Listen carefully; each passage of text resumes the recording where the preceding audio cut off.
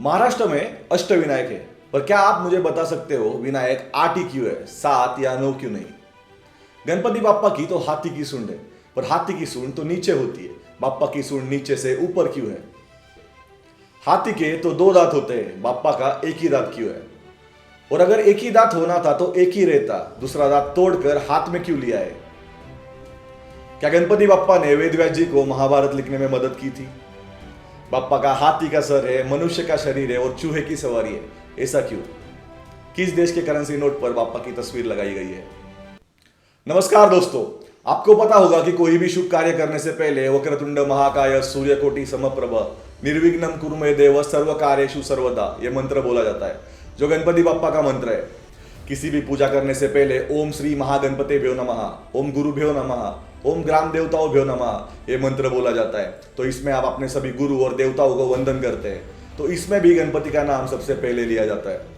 बाप्पा का हाथी का सर है और उन्हें अष्टविनायक, विघ्नहर्ता, लंबोदर और भालचंद्र भी बोला जाता है। तो इसके पीछे क्या रहस्य है और बाप्पा से हमें क्या सीखने मिलता है, इसके बारे में इस वीडियो में हम चर्चा करने वाले हैं। तो पॉइंट नंबर 1, बाप्पा का हाथी का सर क्यों है और उन्हें गणपति या विघ्नहर्ता क्यों बोला जाता है? अगर आपने शिव पुराण पढ़ा होगा तो आपको पता होगा कि महादेव 12 साल के लिए भ्रमण के लिए जाते हैं और इसके पीछे कई सारे साइंटिफिक और कल्चरल रीजंस भी है। शिव जी के कुछ परमानेंट कंपेनियन होते थे जो उनके साथ ही होते थे, जो हमेशा महादेव के साथ में ही रहते थे और उनका रूप मानवीय रूप से थोड़ा अलग होता था, इसलिए उन्हें गणास बोला जाता था। वो बोलने स्लिम थे और उनके हाथ और पैर में हड्डियां नहीं होती थी। वो लोग ऐसी भाषा बोलते थे जो कोई समझ नहीं पाता था और वो लोग ऐसा बर्ताव करते थे जैसे लगता था कि वो हमेशा नशे में ही रहते हैं। जब महादेव कैलाश पर्वत पर नहीं होते हैं और वहां पर ढेर सारी बर्फ जमा होती है, उस वक्त पार्वती जी कैलाश पर्वत से मानसरोवर लेकर आ जाती है। एक दिन पार्वती जी अपने शरीर को सर से पैर तक चंदन का लेप लगा देती है और कुछ समय इंतजार करने के बाद धीरे धीरे वो लेप उतार देती है। ऐसा करने से आपकी स्किन और कुछ सेल्स उसके साथ निकल जाते हैं और अपनी तांत्रिक शक्ति का उपयोग करके वो इससे एक बच्चे का शेप बनाती है और उसमें जान फूंक देती है। ऐसे ही विनायक का जन्म होता है और कुछ दिन विनायक और पार्वती जी मानसरोवर लेक पर ही रहती थी। पार्वती जी विनायक के साथ कुछ समय के बाद कैलाश पर्वत पर वापस आती है। एक दिन उन्हें स्नान पूजा करनी होती है और कोई अंदर ना आ पाए, इसलिए वो एक छोटा सा बैरियर बनाती है और विनायक को बोलती है कि आप यहाँ पर ध्यान रखें कि कोई अंदर ना आ पाए। विनायक इस कर्तव्य को बड़े गर्व के रूप में लेते हैं और हाथ में शस्त्र लेकर वो उसके बाहर खड़े होते हैं। कुछ समय के बाद शिव जी अपने गणेश को लेकर वहां प्रकट हो जाते हैं और 12 साल के बाद अपने पत्नी को मिलने के लिए वो उत्साही होते हैं। जब शिव जी बैरियर के पास जाते हैं तो विनायक उन्हें रोक देते हैं और उनसे पूछते हैं कि आप कौन है। शिव जी मुस्कुराकर उनको जवाब देते हैं कि आप मुझे पूछ रहे हो कि मैं कौन हूं। उसके बाद नंदी, गणाज और इंद्रदेव सब मिलकर विनायक को समझाने की कोशिश करते हैं कि पार्वती ने जो अंदर ना आने की बात कही है वो महादेव के लिए लागू नहीं होती है। पर विनायक उनके माँ का दिया वचन पालने के लिए उनकी एक बात नहीं सुनते हैं और वो किसी को भी अंदर आने के लिए मना कर देते हैं। उसके बाद विनायक और उन सब में युद्ध छिड़ जाता है और उस युद्ध में नंदीज, गणाज और सब देवताओं को विनायक मात दे देते हैं। शिव जी ने ऋषि कश्यप के पुत्र सूर्यदेव के अहंकार को नष्ट करने के लिए जब उनका धड़ शरीर से अलग किया था, तब ऋषि कश्यप ने उन्हें शाप दिया था कि आपके हाथों से आपके पुत्र का धड़ शरीर से अलग होगा।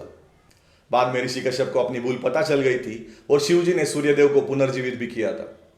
पर विनायक का उनके वहां नंदी और गणास के साथ ऐसा बर्ताव देखकर उनके अहंकार को नष्ट करने के लिए उन्होंने अपने त्रिशूल से विनायक का धड़ शरीर से अलग कर दिया। पार्वती ने जब शिव जी के त्रिशूल पे खून लगता हुआ देखा तो वो समझ गई थी कि क्या हुआ होगा और वो जोर से चिल्लाकर कही कि आपको मेरे पुत्र को पुनर्जीवित करना होगा। पार्वती जी ने क्रोधित होकर कहा कि मुझे पता नहीं है कि क्या हुआ है, पर मैं चाहती हूं कि मेरा पुत्र पुनर्जीवित हो जाए। आपको पता होगा कि सती और पार्वती शक्ति के ही अवतार है और पार्वती जी क्रोधित होकर आदि शक्ति का रूप धारण करती है और जब वो आदि शक्ति का रूप धारण करती है तो वो विनाश करने लग जाती है। शिव जी ने नंदी और गणास को कहा कि आप इंद्रदेव के साथ उत्तर दिशा में जाओ और जो भी पहला जीव आपको दिखेगा उसका सर लेके आओ, पर साथ ही में उसकी सहमति भी होनी चाहिए विनायक को अपना सर देने के लिए। इंद्रदेव और नंदी को सबसे पहले गजासुर दिखते हैं जो शिव जी के बड़े भक्त होते हैं और वो सबसे ज्यादा बुद्धिशाली होंगे, ऐसा वरदान उनको शिव जी से मिला होता है। गजासुर नंदी और इंद्रदेव को प्रार्थना करते हैं कि उनका सर वो विनायक के लिए ले जाए और उसके बाद शिव जी ने हाथी का मतलब गजासुर का सर विनायक को जोड़ दिया। Ideally first head transplant. अब विनायक के पास मनुष्य का शरीर था पर उनका सर हाथी का था जो गण का प्रमुख था, इसलिए उनको गणपति या गणेश कहा जाता है। गणेश जी का सर मानव का नहीं है जो परम तेजस्वी है और अपने एक्सट्रीम इंटेलिजेंस के वजह से वो अपने जीवन में किसी भी चीज को बाधा बनने नहीं देते। अगर आपके पास रिक्वायर्ड इंटेलिजेंस है तो आपके जीवन की हर बाधा दूर हो जाती है। यही गणेश जी से हमें सीखने मिलता है। उनका इंटेलिजेंस उस लेवल का है, इसीलिए वो अपने इंटेलिजेंस से आपके जीवन की हर बाधा या ऑब्स्टेकल दूर करते हैं। हाथी ऊर्जा, शक्ति, महानता, विशालता, आज्ञाकारिता का प्रतीक है और यही नहीं तो अहिंसा परमो धर्म, इसका भी वो प्रतिनिधित्व करता है। इसका अर्थ है वो अपना पेट भरने के लिए किसी भी जानवर को नहीं मारता है। और शाकाहारी हमेशा कमजोर होते हैं, मजबूत नहीं हो सकते, एक गलत फहमी को भी वो दूर करता है। गणपति बाप्पा को समझने के लिए शिव जी को समझना बहुत जरूरी है और इसके ऊपर मैंने अलग से एक वीडियो अपलोड किया है। अगर आपने वो वीडियो अभी तक नहीं देखा है तो जाकर उस वीडियो को अवश्य देखें। पॉइंट नंबर 2, मूलाधार चक्र क्या है और क्या गणपति बाप्पा इस चक्र के प्रतीक है? योगा में कहा जाता है कि मानवीय शरीर में नाड़ी सिस्टम होती है और इन 3 नाड़ी को ईडा, पिंगला और सुषुम्ना कहा जाता है, जो मानवीय शरीर के अंदर होती है।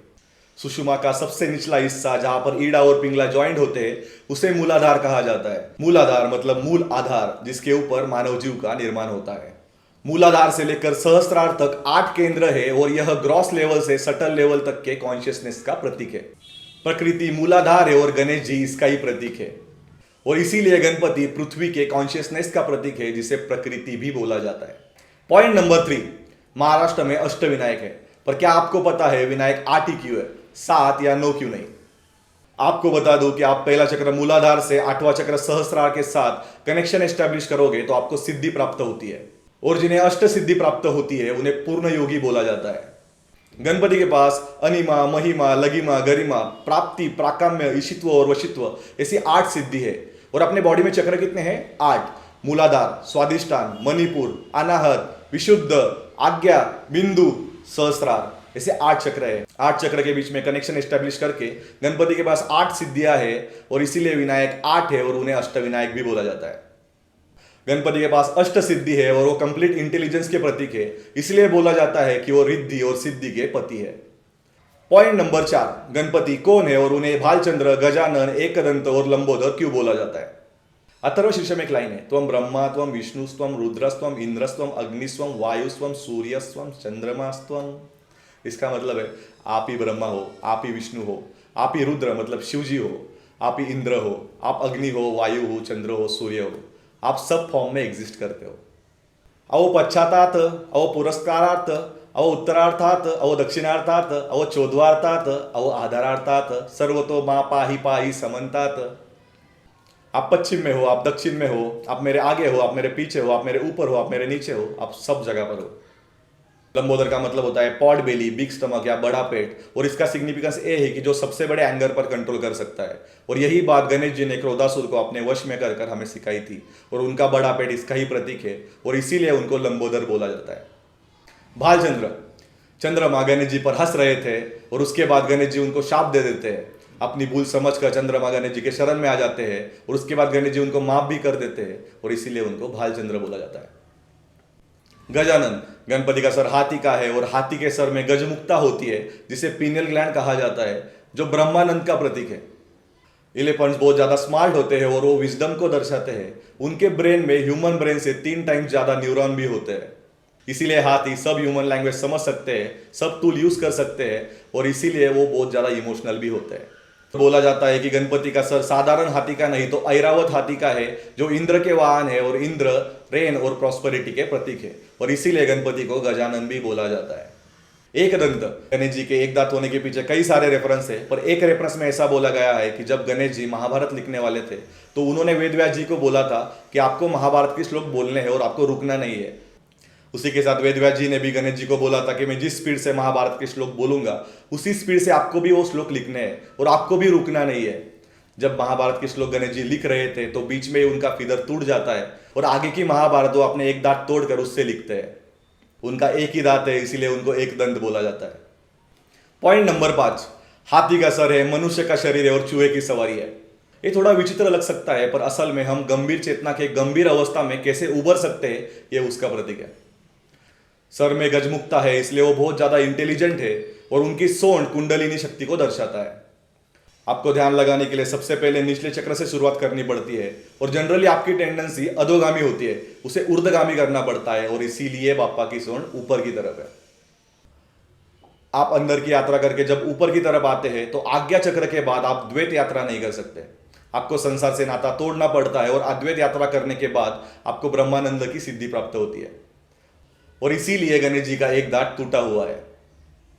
उनकी चूहे की सवारी है, क्योंकि चूहा अंदर जाकर बिल बनाता है। जब आप एकाग्र चित्त होके अंदर की यात्रा में उतरते हो तब आप इस शक्ति को पहचानते हो और उसके बाद उस शक्ति को उठाने का आप सामर्थ्य रखते हो। इन लोगों को ये बातें पता नहीं होती है और वो लोग जब इस पे टिप्पणी करते हैं तो अर्थ का कैसे अनर्थ निकलता है, इसका एग्जाम्पल मैं आपको देता हूँ। कार्ल मार्क्स, जिन्हें इंडिया में भी कई जगह पर फॉलो किया जाता है, उन्होंने न्यूयॉर्क के हेराल्ड ट्रिब्यून में 1854 में एक आर्टिकल लिखा था। उसमें उन्होंने लिखा था कि जो कुछ अंग्रेज भारत के साथ कर रहे हैं वो दुखद है परंतु सुखद भी है। Destruction of India which Britishers are doing is painful but pleasurable also. Because Hindu कितने भी समृद्ध क्यों ना हो, पर हाथी, गणेश, बंदर, हनुमान और नंदी बैल को पूजने वाले इसी लायक है कि उनके ऊपर हुकूमत की जाए। ये लोग समझदार नहीं है। अबे आप ही डिसाइड करो कि जो मैंने गणपति का स्वरूप बताया इसके समझ में हमारी कमी है या कार्ल मार्क्स की। जो कभी भारत आया नहीं, जिसने कभी संस्कृत पढ़ी नहीं, और ऐसे लोग जब इस पे टिप्पणी करते हैं तो ऐसे निष्कर्ष निकलते हैं और उसको हम ब्लाइंडली फॉलो करते हैं। Point number 6, followers of Ganpati Bappa outside of Bharat. क्या आपको पता है कि गणेश जी की पूजा सिर्फ भारत तक सीमित नहीं है? गणपति बाप्पा को भारत के अलावा कई देशों में पूजा जाता है। इसके ऊपर और कुछ बताने से पहले शंकराचार्य ने अपने काव्य में गणपति बाप्पा का वर्णन कैसे किया था, इसकी कुछ पंक्तियां आपको बताता हूं। अजम निर्विकल्पम निराकारमेकम निरानंदमानंदम अद्वैत पूर्णम परम निर्गुणम निर्विशेषम निरीहम परब्रह्म रूपम गणेशम भजेम। जगत कारणम कारणम ज्ञान रूपम सुरादि सुखादि गुणेशम गणेशम। जगत व्यापिनम विश्ववंद्यम सुरेशम परब्रह्म रूपम गणेशम भजेम। जगत व्यापिनम विश्ववंद्यम सुरेशम। दुनिया में ऐसी कोई जगह नहीं है जहां पर आपकी पूजा नहीं होती है। हर व्यक्ति जानबूझकर और अनजाने में आपकी पूजा करता है। अगर किसी व्यक्ति के दिल में भक्ति है तो वो आपके लिए है, वो आपके प्रति है।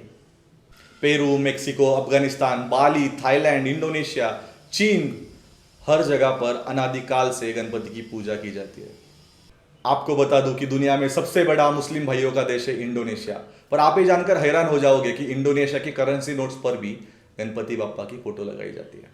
गणेश चतुर्थी का मतलब पेट बढ़ाना नहीं तो दिमाग बढ़ाना है, और गणपति बाप्पा अपने पेट के लिए नहीं तो अपने दिमाग के लिए जाने जाते थे। पर आज हमने अपने बच्चों को यह स्पष्ट कर दिया है कि गणपति बाप्पा उनके पेट के लिए जाने जाते हैं, उनके दिमाग के लिए नहीं। पर असलियत में गणपति बाप्पा उनके दिमाग के लिए ही जाने जाते थे। गणेश चतुर्थी के दिन गणपति बाप्पा का जन्मदिन तो है, पर इसी दिन शिवजी ने उनको वरदान दिया था कि गणपति बाप्पा को सबसे पहले पूजा जाएगा। अगर आपको इस वीडियो से कुछ बेनिफिट होता है, आपको वैल्यूज मिलती है, तो इस वीडियो को अपने दोस्तों के साथ शेयर जरूर कीजिए। और इस तरह के वीडियो देखने के लिए मेरे चैनल को सब्सक्राइब करना ना भूलें। जय हिंद।